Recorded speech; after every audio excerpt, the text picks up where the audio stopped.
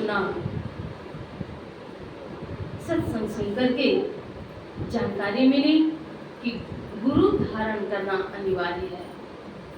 अगर संसद गुरु का शिष्यत्व ग्रहण नहीं करते हैं तो सज्ञान नहीं मिलेगा, मुक्ति नहीं मिलेगी, मोक्ष नहीं मिलेगा, तन मन की पावनता नहीं आएगी। सत्संग सुन करके ज्ञान हुआ, उन्होंने सोचा कि मैं भी दीक्षा ले लूंगी। इसके पहले उनके मन में हुआ कि संतों का भोजन बड़ा ही पुण्यकारी होता है। जिस घर में सत्संग होते हैं वह घर धन्य हो जाता है। संतों के चरण जिस स्थल पर पड़ते हैं वह स्थल पावन और पूज्य होता है, वह स्थल तीर्थ स्थल बन जाता है। तो उनके मन में हुआ मैं भी अपने घर में सत्संग आयोजित करवा लूं, करूं तो अच्छा होगा। उन्होंने अर्जी की, निवेदन किया संत से, महात्मा जी आप कृपा करके मेरे घर को अपने चरण रस से सुशोभित कर दीजिए, सत्संग कर दीजिए। महात्मा ने अर्जी को स्वीकार कर ली और उनके घर पर सत्संग कर दिया। जब सत्संग करने गए तो सत्संग के पश्चात उन्होंने भोजन भी करवाया। महात्मा जी भोजन कर लिए। भोजन के पश्चात पूछते हैं कि आपने किन से दीक्षा ली थी, किन से गुरुमुख हुए आप? उन्होंने कहा कि मैं अभी गुरुमुख नहीं हुई हूँ। महात्मा जी कुछ डग आगे बढ़े और आगे जाकर अपने गले में अंगुली डाली और वहां उल्टी कर दी। ब्राह्मण ने पूछा कि महात्मा जी आप अंगुली डाल करके उल्टी क्यों कर दिए, मुझसे क्या अपराध हो गया? महात्मा जी ने कहा अपराध आपसे नहीं मुझसे हो गया। कहा ऐसी बातें क्यों कह रहे हैं, मुझसे क्या भूल हुई, कृपा करके बतलाइए और मेरी भूल को क्षमा कर दीजिए। उन्होंने कहा कि आप गुरुमुख नहीं हुए हैं, इसलिए आपका अन्न शुद्ध नहीं है, आपका तन शुद्ध नहीं है। जो गुरुमुख नहीं होते हैं उनका तन भी शुद्ध नहीं होता, उनका धन भी शुद्ध नहीं होता। व्यक्ति लाखों करोड़ों जन्मों में भी वह अलभ्य दुर्लभ तत्व की प्राप्ति नहीं कर सकता जो कि संत सद्गुरु दीक्षा के माध्यम से सहर्ष ही प्रदान करते हैं। संत सद्गुरु के चरणों में अद्भुत शक्ति है। गुरु पल में कर दे निहाल। सद्गुरु महाराज लिखते हैं पल में कर दे निहाल। पल मात्र में वे निहाल करने वाले होते हैं संत सद्गुरु।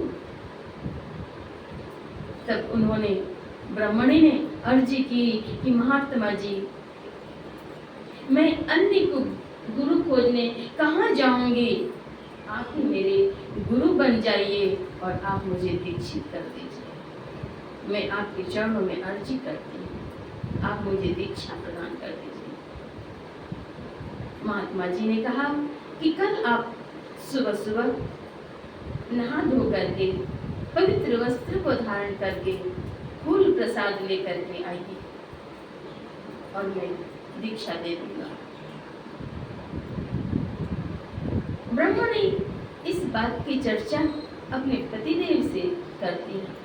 उनके पतिदेव ने कहा कि मेरी भी इच्छा होती है कि मैं भी दीक्षा ले लूं, लेकिन अभी यह जो पक्ष चल रहा है, दो पक्ष चल रहा है। 2 मास चल रहा है, इस वक्त शुद्ध नहीं होगा कोई अच्छे कार्य करने में, इसलिए अभी मैं छोड़ देता हूँ। कार्तिक मास आने दीजिए, वह मास बड़ा पावन होता है, मैं उस वक्त दीक्षा ले लूंगा।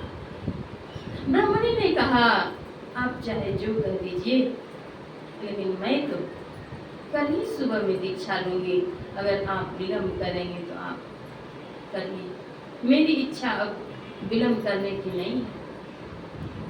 उन्होंने अगले दिन प्रातःकाल उन्हीं महात्मा से दीक्षा ले ली। आदि गुरु शंकराचार्य जी महाराज ने कहा, चाहे तुम लाख विद्वान हो जाओ, चाहे तुम लाख धनवान हो जाओ, पृथ्वी पर तुम्हारे समान कोई धनवान नहीं है, लेकिन अगर तुमने संत सद्गुरु के चरणों में बैठना नहीं सीखा तो कुछ नहीं सीखा। इतना कहते हुए उन्हें तोष नहीं हुआ, संतोष नहीं हुआ। आगे उन्होंने कहा, चाहे तुम लाख विद्वान हो जाओ, धनवान हो जाओ, गुणवान हो जाओ, पृथ्वी पर जितनी विद्याएं हैं, भूत विद्या, नक्षत्र विद्या, देव विद्या, जितनी भी विद्याएं हैं, सभी विद्याओं में तुम पारंगत हो जाओ, लेकिन अगर तुमने संत सद्गुरु के पावन चरणों में बैठना नहीं सीखा, अभी तुमने कुछ नहीं किया। ब्राह्मणी सचेत थी, उन्होंने संत सद्गुरु से शिष्यत्व ग्रहण किया और वे साधना करने लगे। कुछ कालोपरांत उनके पतिदेव का शरीर छोड़ गया। जब शरीर छूटा वे बैल बन गए और ब्राह्मणी का भी शरीर छूटा, ये राजपुत्री बन गई। राजा के घर में इनका जन्म हुआ। उन्होंने जो साधना की थी तो पूर्व जन्म के उनके संस्कार थे। उन्होंने अपनी भक्ति के संस्कार से देख लिया,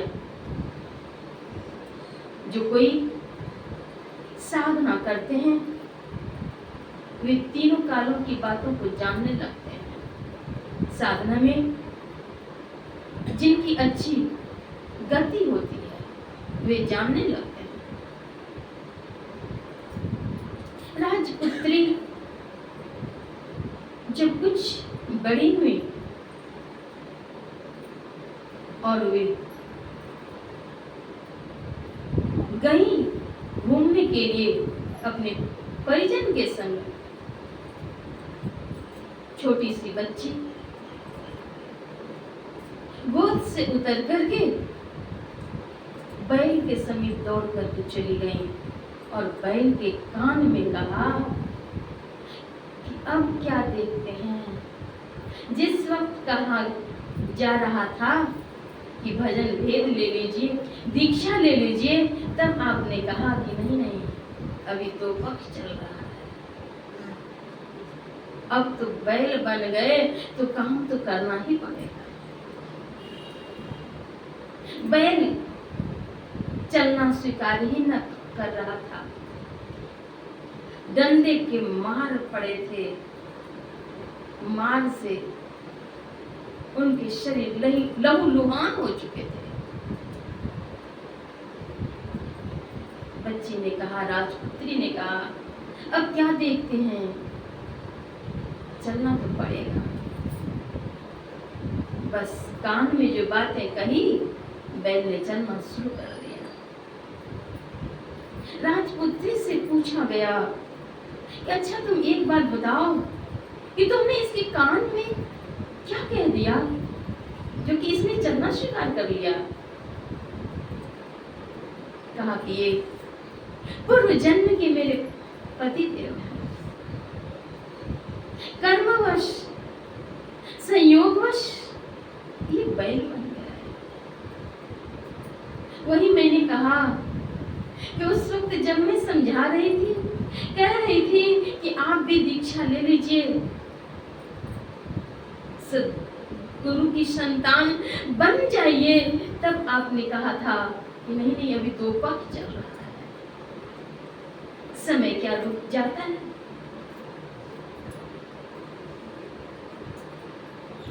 भागलपुर के डॉक्टर राम बदन सिंह बड़े अच्छे विचार के थे। सदगुरु महाराज की सेवा में वे आते थे, उन्हें इंजेक्शन देना होता था, वे आते थे। सदगुरु महाराज एक दिन कहते हैं कि कल राम बदन बाबू नहीं आएंगे।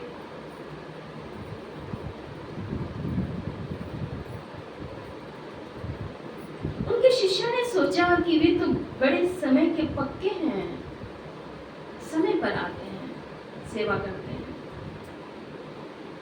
और सदगुरु महाराज कह रहे कि कल नहीं आएंगे। सदगुरु महाराज त्रिकालदर्शी थे, वे जानते थे। सदगुरु महाराज की सेवा में उन्होंने एक धेनु गाय, रेशम की धोती, रेशम के कुर्ते, धोती और वस्त्र भी दिए थे।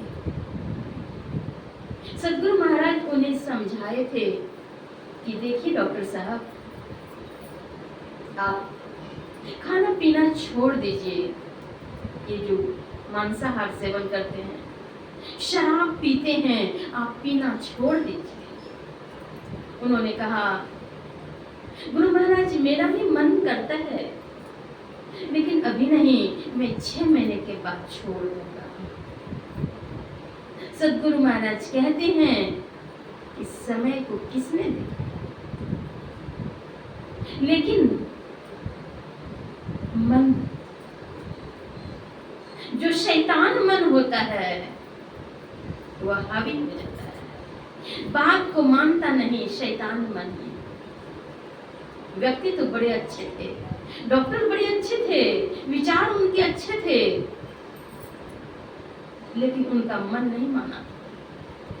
सदगुरु महाराज की वाणी के आगे भी उन्होंने एक प्रश्न, अपना प्रस्ताव रख ही दिया कि 6 महीने के पश्चात सदगुरु महाराज संकेत कर रहे हैं कि समय को किसने देखा है, लेकिन वे बात नहीं मानते हैं।